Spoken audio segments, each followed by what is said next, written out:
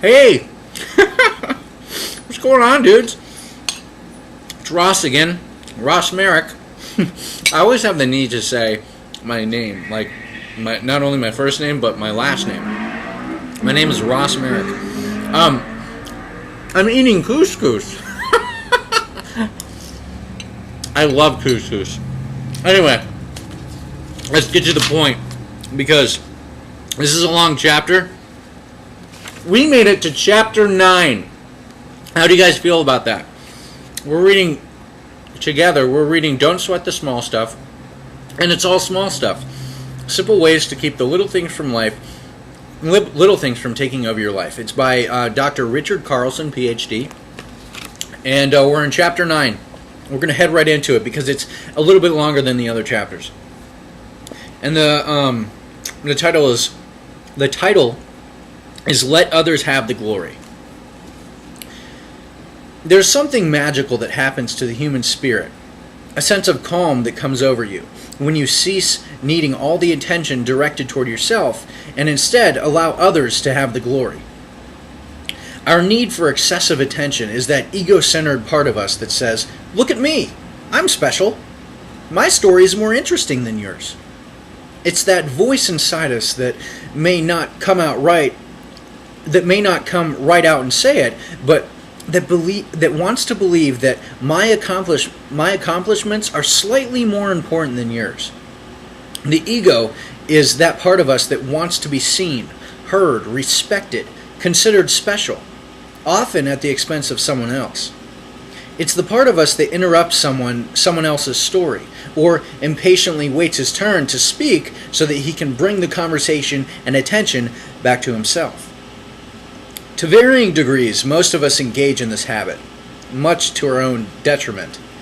When you immediately dive in and bring the conversation back toward you, you can subtly minimize the joy that person has in sharing, and in doing so can create distance between yourself and others.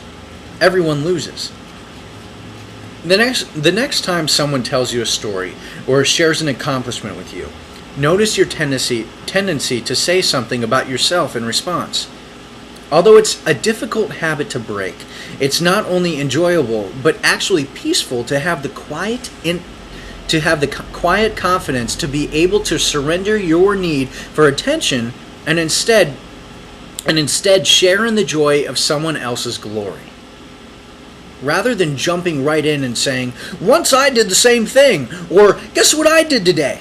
Bite your tongue and notice what happens.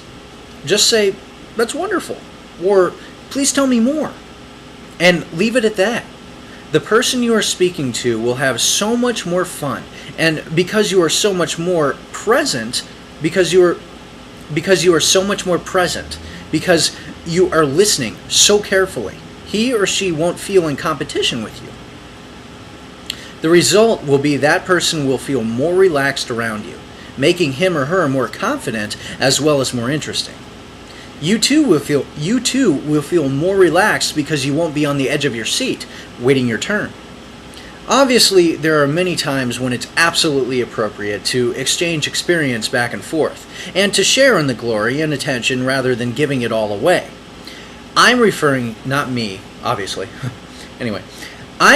here to the compulsive need to grab it from others.